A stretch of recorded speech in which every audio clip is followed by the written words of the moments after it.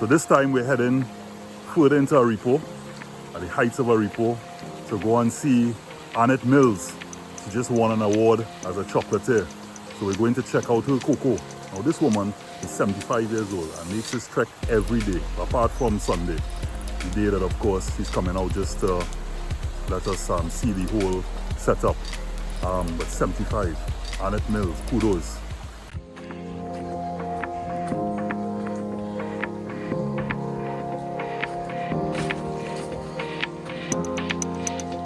I want to show the path that she has to walk every day. You really walk this every day? Yeah. 75? Yep. And counting.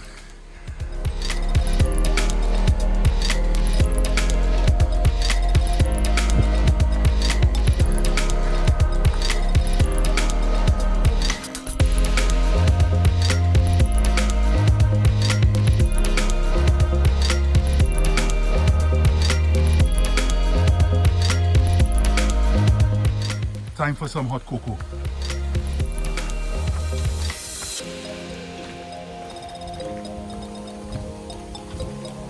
This here is called a Shira. Curtis and Shira walk ahead. They're both full of energy, ideal hiking partners, but they're about to meet their match once we round this corner. Annette's reputation means I'm looking forward to seeing and tasting her work. But I also have a list of questions to ask her. I'm not wasting this opportunity. Hello. Miss Mills, it's a pleasure to meet you. Yeah. This is, you don't look a day over 60, if I might say, or maybe even 50. 75 very is kind, sir. You were very kind. Very kind. very impressive. Oh Lord, you know, let's get it today. So tell me about your place. Well, it's a cocoa estate. I've been a cocoa estate for the past 40 years with me, but I got it as a cocoa estate before. What keeps you coming back here, making that journey every day, well, 6 days a week from Rampanalgas to here? Just to reach here, the ambience, just to get the look of the trees, like, they're like my children, they welcome me. So we're here for some famous dark chocolate. We understand you won an award recently. Yes. Tell me about it. Well, I came in number 3 from the contestant of 36 right through the Trinidad and Tobago. No, I think Tobago didn't enter this year, unfortunately.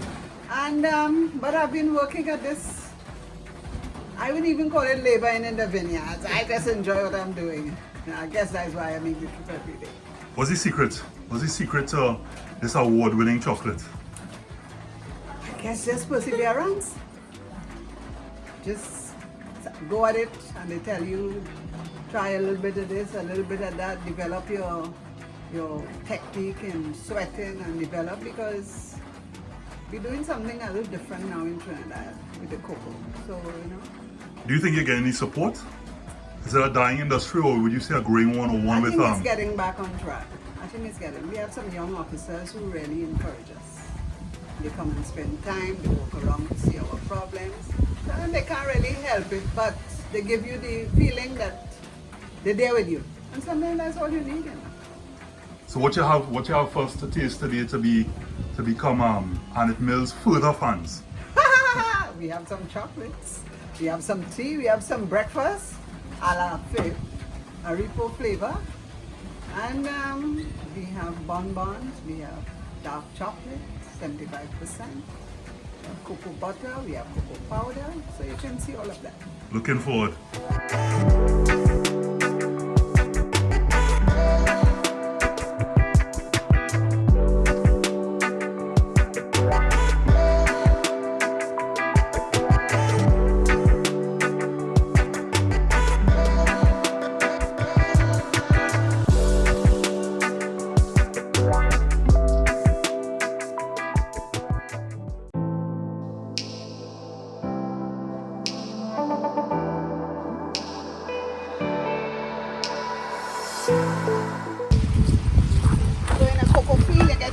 Interplanted a lot of things like mangoes, tamarack. You see the animals too, because if you don't give them food, they will eat your cocoa. So we have different fruit trees that they will eat at different times of the year. sort of animals you're talking about? Parrots. Parrots, well, like birds. And then we have agouti, which is plentiful around here. And we have 1 or 2 laps. And there's a certain part of the land that when we pick cocoa, and right after we pick, by the following day, especially if you don't touch the cocoa, you would come and you will see signs of the deer pass. They would break and eat the seeds and the guts. They like the placenta, it's sweet. So the deer would pass and eat that. So we're now heading down to assemble the cocoa. That comes a patois word. This Mill's laughing in the background there. So that's a patois word for assembling the cocoa. Assembly. So you know you learn something. The pods were scattered all over the ground. So one of the workers came and we would call it assembling the cocoa. From the French word assembly, meaning to gather. So when we gather, the following day, we would come and we would crack the cocoa. And this is it. See? Assemble the cocoa. And this is cracking the cocoa, taking out the seeds out of the pod. So apart from you making the drive from Rampanalgas to here every day, you also make the trek down here and do it yourself. This is the whole idea of coming here. It's to come into the land to work the cocoa. So that is the secret to the fountain of youth. I guess. But it can't be bottled. Something you have to work on. This is a young cocoa, this is a shirel. And this is a cocoa flower here. And then we have something called a chiffon. I'm looking for a chiffon, which is a side shoot. See, it's a beautiful Show it to me again. This is the flower.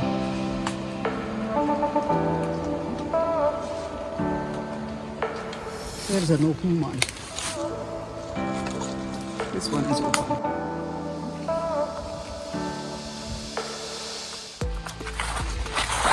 So we had to make roads right through the land. It's called benching.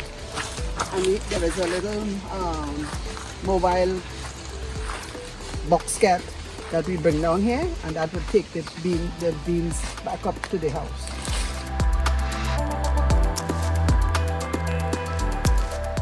Everywhere you look is lush serenity. But Annette quickly reminds us that we're actually in the wild. Nature gives, but it also takes. One morning I was coming up to work and the neighbor stopped me. He said, there is a big red opening I seen by you. You had to have a landslide. I said, don't make joke now. So when I look across, I see this huge red mark, like a scar. So immediately I came down here. My heart sink, water full my eye. Because it's in the middle of my cocoa field. This is the cocoa here, and this is the cocoa here. So all that went. I say, oh my God, I only seen red. Because all the topsoil went. And I was amazed. Huge lime trees, huge cocoa trees, they disappear. I walk down inside there. I cannot even see a leaf of the cocoa trees on them. Where it went to? But that's Mother Nature. She's good. What's it right back? Yeah, we would say it's a hurting. But she knows what she's doing. Annette has kindly allowed us to take a gander around her estate. Now this entire thing, which is 20 acres, is all on a ridge, hilly. So not only she's 75 and making that trek, she has to come down here as well as the other workers on this ridge every day to harvest the cocoa. So there's cocoa all around her. There's dry cocoa, cocoa in trees, young cocoa pods, and a lot of piles of cocoa around. Where of course they've harvested and we pick up later on. There's cocoa pods here, cocoa pods over there. About 4 or 5 heaps just in this area alone, which is about, I would say, a circumference of about less than 20 meters.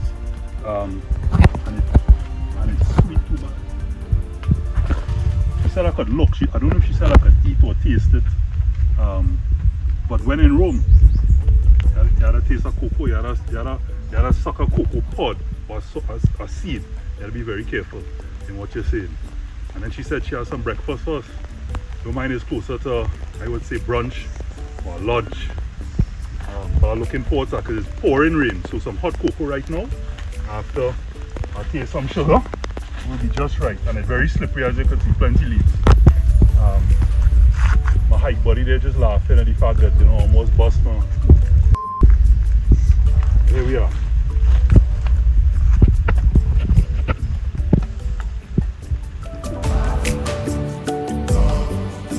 Disclaimer, this is not Curtis and I taken from the street. Well, I'm in here since 1979, so that's a good 40-something years. I'm a second-generation cocoa farmer. My father was a big cocoa man in Brasso Seco, had one of the most successful cocoa estates up there. And we have a big house cocoa house in Arima, so he used to dry his cocoa in Arima. When I first started here, I used to dry my cocoa there, but it wasn't convenient because whenever you're drying cocoa, you have to be away from the land here. So I decided to put the house here so we can do both, you know. But I've been here since. Sharamal came from the name Shagwaramal. It's an old Amerindian name. And the old people used to rename it and call it Sharamal. That's how I found an old aunt of mine. She had a daughter living up in here. And she would always pass by my mom and say, "She going Sharamal." And I used to wonder, where is Sharamal? And then I met an old lady in Arima one day. And she said, "Where you living, daughter?" I was young. She said, I live Aripo. And she said, "What part of Aripo?" So I'm describing the place. And she said, "Oh, you live in Sharamal." That's how I come with Sharamal. I took the name one time. Picking cocoa with you having 3 young boy children, you carry them to school and they come back. You don't really have much workers because you can't afford much workers. And so I would pick the cocoa and leave them in bags, crack it, and I would put markers in them. And when I bring them from school, they come in dust dark. So they're looking for the markers to come and pick up the cocoa to carry it up, the seeds up the hill to be dried. Do they want to follow in your footsteps? They spend a lot of their money in here developing it.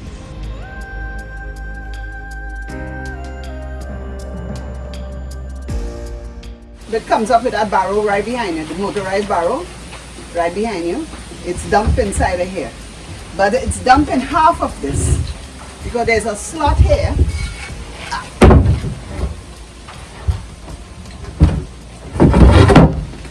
That we put the cocoa in half of it.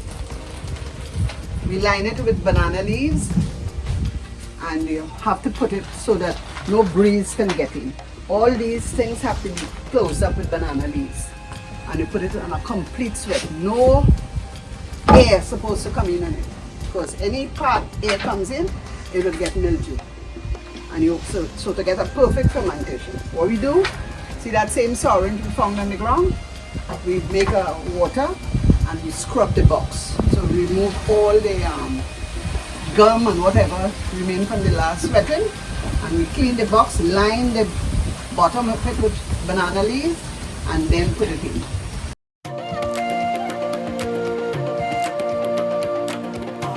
This is the drying house.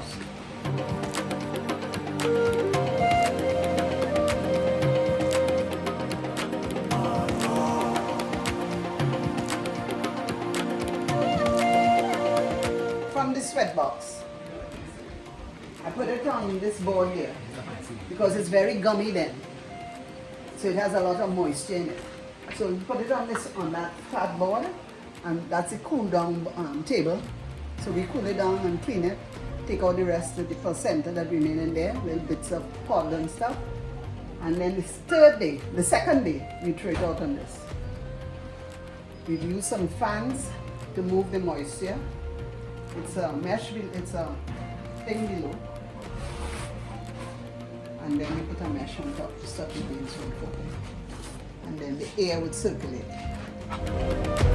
Sharamal offers cocoa powder cocoa butter.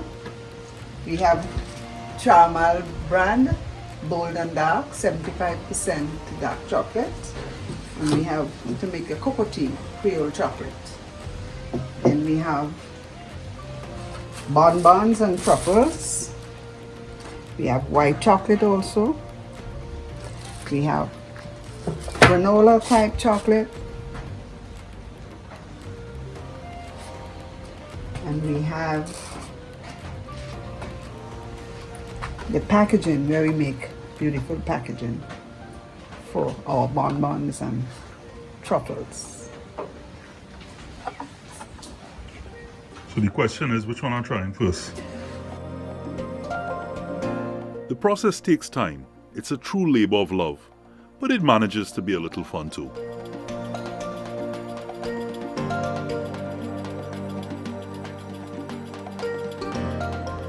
What a day here in Caramel Estate. I've learned a lot. I learned to sample the cocoa, we ferment it, and then we rabo the beans.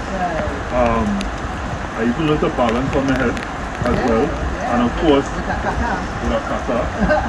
And it's just so much. I mean, to take in today. Today was an awesome day. Thank you so much.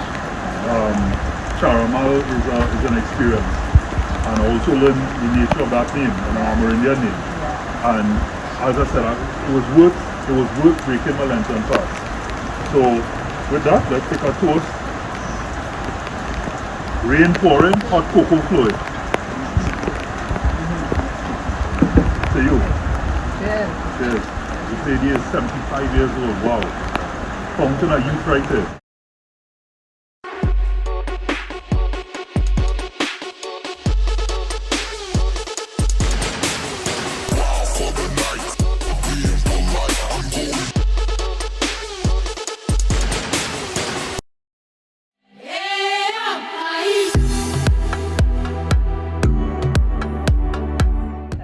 So nobody, what I would know from the past, you normally dance the cocoa, as they say. That doesn't happen again.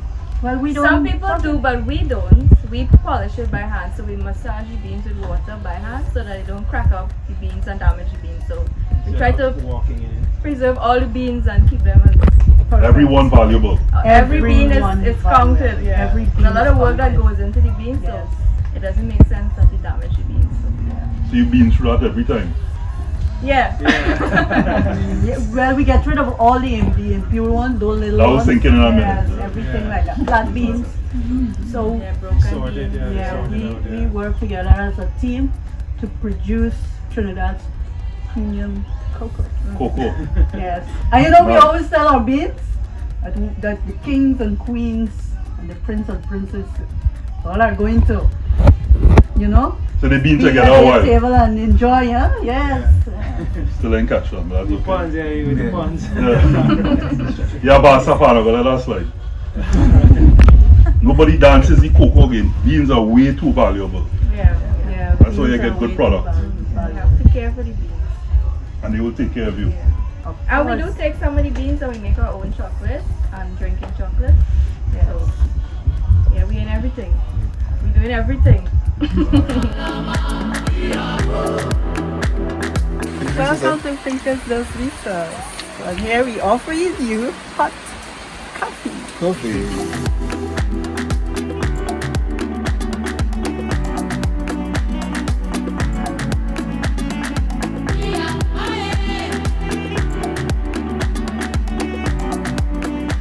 We're drying the cocoa here. Well, we're having rain today, so we don't open the roof. But normally the roof will open. So what I did is I heap up the beans just to let the floor dry out. And then I'm going to spread the beans back as the floor aired out. I'll spread the beans back flat so that they continue to dry. And this is the 6th day of drying. So by tomorrow, hopefully we get good weather. And tomorrow it should be ready to sell.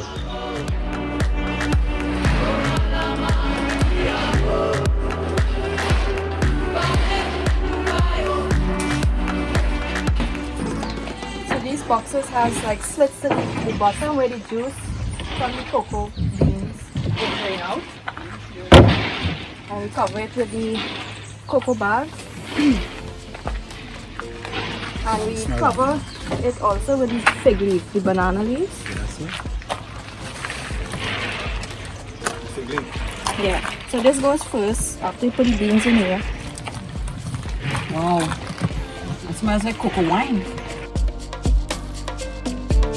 This is the watercourse here, and that is the watercress field, right? Most of our watercress comes from around this area, freshly grown and reaped, right, from here. Across there where you're hardly seeing any is the already reaped. Of course, on this side, you see more green, is where it hasn't been reaped as yet, right?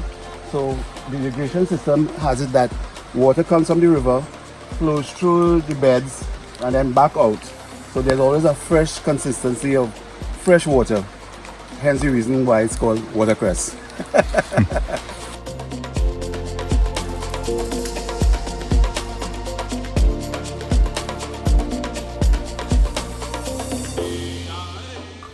We're back at it, back in the bush, this time Aripo. And as Lopi was telling us just now, behind me, you'll see all the watercress fields. In front of me, there's a lot more. It expands for about, I'd say, 1 or 2 miles. This is where a lot of the watercress comes from Trinidad and Tobago. And the river is diverted to run through the watercress fields, of course, to irrigate the fields, and hence the name watercress.